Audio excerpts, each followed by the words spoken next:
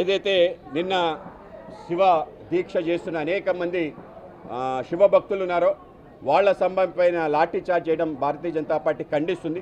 శివభక్తులు ఎవరైతే మాల ధారణ చేసిన వాళ్ళు ఎవరైనా ఉంటే అది మన దేవీ నవరాత్రులకు వచ్చే దేవీ భక్తులు అయిన కానీ అయ్యప్ప స్వామి భక్తులైన వాళ్ళు స్వయంగా స్వామివారి స్వరూపంగా మనం భావిస్తాం.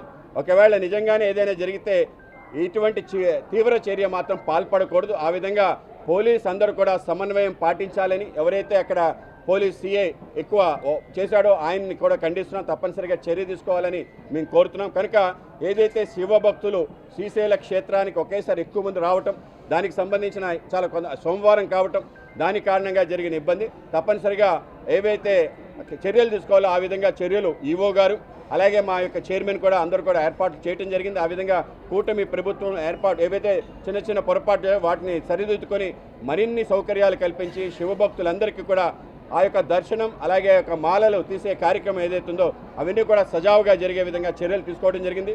ఏదైతే లాఠీ చార్జ్ జరిగిందో అది దురదృష్టంగా భావిస్తున్నాం. మళ్ళీ ఇటువంటి చర్యలు జరగకుండా మేము చర్యలు తీసుకుంటామని తెలియజేస్తాం.